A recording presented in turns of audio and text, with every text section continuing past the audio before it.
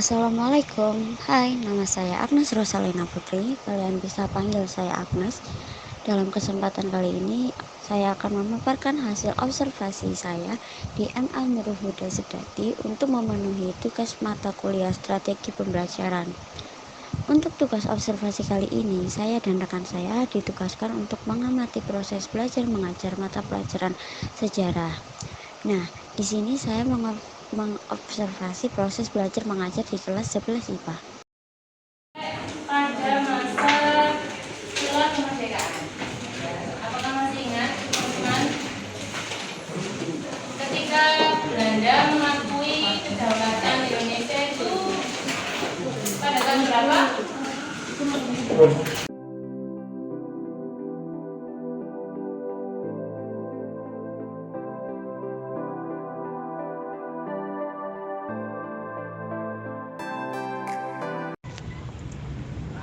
Assalamualaikum warahmatullahi wabarakatuh.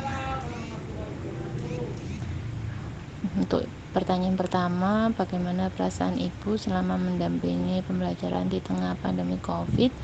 Yang pertama, pada saat awal pandemi COVID, sehingga ada peraturan harus pembelajaran jarak jauh. Nah, di situ kami merasa kaget ya, karena anak-anak yang awalnya kita harus tatap muka kemudian jadi jarak jauh, sehingga kontrol itu kurang. Awalnya memang mereka merasa mengerjakan, tapi lama-lama itu mereka tidak mengerjakan, apalagi dari Bapak Ibu guru itu banyak hanya yang memberikan tugas saja.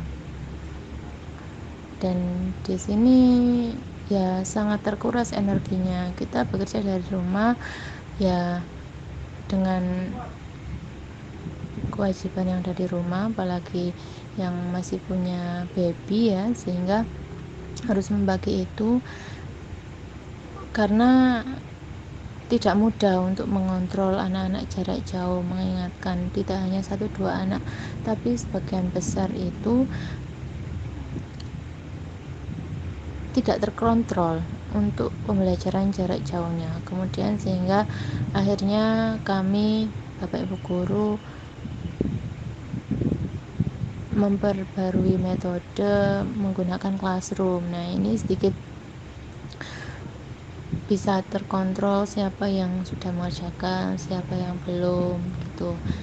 Nah, kemudian bisa membuat tugas di situ, bisa memberikan materi di situ, sehingga anak-anak dimudahkan. Kemudian ada yang Google Meeting. Nah, itu sekali 2 kali Bapak Ibu guru melakukan Google Meeting, sehingga terbantu ya, meskipun pasti ada anak yang tidak mengikuti kegiatan itu, karena pada saat pandemi anak-anak itu ternyata banyak yang melakukan kegiatan yang lain, misalnya bekerja atau membantu orang tua seperti ke laut atau berdagang begitu.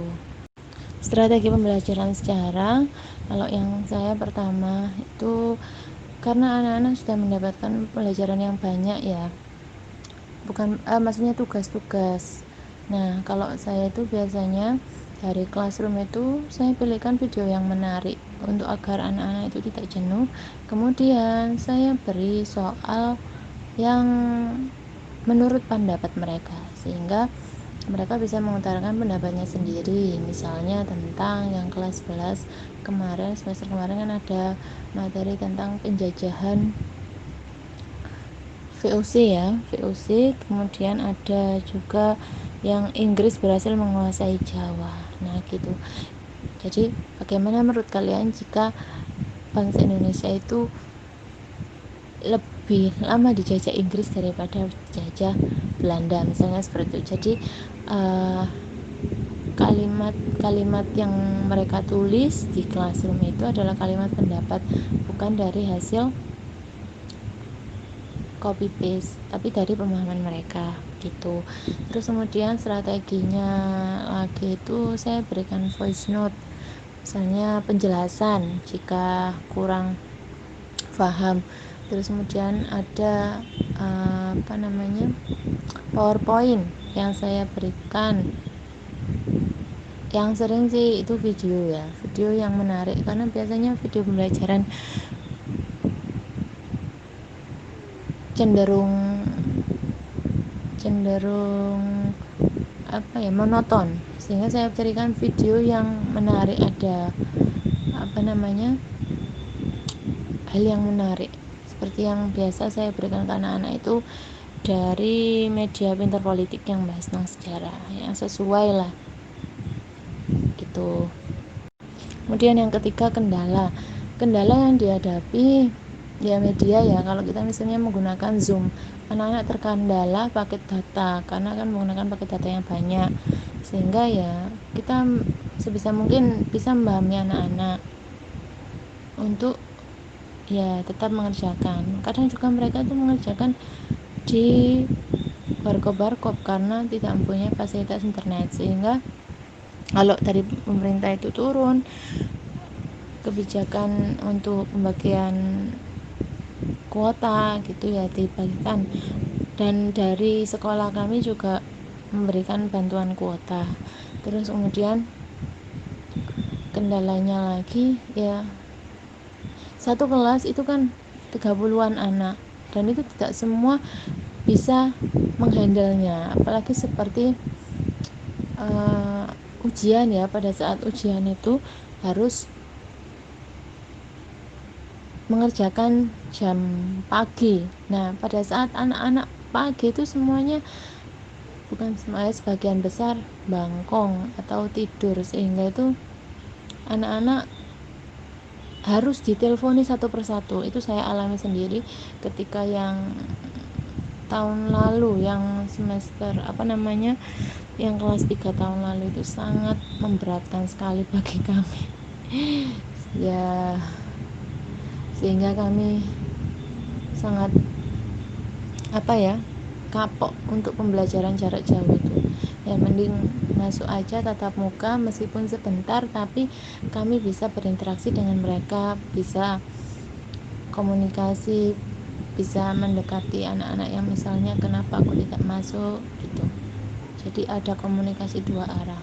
Karena kalau jarak jauh, pembelajaran jarak jauh hanya dari satu arah saja, itu anak-anak tidak bisa mengikuti semuanya. Ada yang di WA berkali-kali itu centang satu, ada yang Google Classroom-nya itu sudah di uninstall, ada yang alasannya itu bekerja karena tidak punya uang, berbagai macam. Jadi kami sebisa mungkin untuk bisa mengimbangi bagaimana memahami anak-anak, dan juga bagaimana anak-anak itu bisa mengikuti kegiatan pembelajaran, terutama jarak jauh gitu. Terus kemudian untuk yang keempat, harapan guru dalam pelajaran sejarah ya, literasi ya, untuk membuat kita selalu setiap hari membaca itu memang susah, dan itu juga kalau menerapkan ke anak-anak juga susah. Jadi biasanya anak-anak itu lebih banyak mendengarkan ceramah guru daripada aktif untuk bisa membaca. Apalagi kalau sejarah itu hanya mendengarkan, itu kadang lupa. Yang lebih utama itu adalah membaca, dan membaca satu kali pun kadang bisa lupa nama tokoh atau peristiwa gitu kan. Yang penting mau membaca itu sangat modal utama untuk pelajaran sejarah, dan itu yang masih saya pikirkan sampai saat ini. Inginnya ya, harapan saya itu membentuk wadah atau komunitas kecil lah, yang anak-anak yang suka sejarah, terus kemudian kita bedah buku dan kita saling sharing gitu, misalnya sejarah Babat Tanah Jawi atau yang sejarah proklamasi, apa tokoh biografi Sultan Syahrir dan tokoh-tokoh yang kurang ada di pelajaran sejarah gitu. Itu sih harapan saya.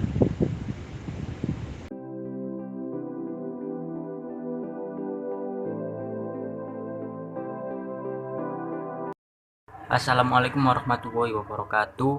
Perkenalkan, nama saya Ahmad Masyarul Fuadi dari kelas 11 IPS 2, sekolah di MA Nurul Huda Stati. Untuk pertanyaan nomor 1, bagaimana kesan kamu selama melakukan pelajaran sejarah di tengah pandemi COVID? Untuk belajar di tengah pandemi COVID, pembelajarannya kurang maksimal. Karena apa? Kita nggak berinteraksi secara langsung dengan bapak atau ibu guru, hanya mengerjakan tugas-tugas, dan itu sangat kurang maksimal sekali dalam mencapai suatu pemahaman yang terbaik. Apa saja kendala yang kamu alami pada proses pelajaran sejarah di masa COVID-19? Nggak begitu banyak, tapi ada sebagian kendala, yakni kurangnya jam pada pelajaran sejarah dikarenakan COVID. Ketika luring, pelajaran jamnya tidak full. Bagaimana keaktifan guru dalam proses belajar mengajar? Memang guru sangat aktif menerangkan dan menjelaskan tentang sejarah sesuai dengan babnya dan menerangkan dengan sangat jelas sekali. Bagaimana strategi pembelajaran yang digunakan guru sejarah di MA Nurul Huda Stati pada masa COVID-19? Pembelajarannya dengan cara daring atau online, dengan mengirimkan tugas-tugas yang diberikan pada siswanya. Dan ketika sekolahnya luring juga seperti biasa melakukan pembelajaran dengan baik.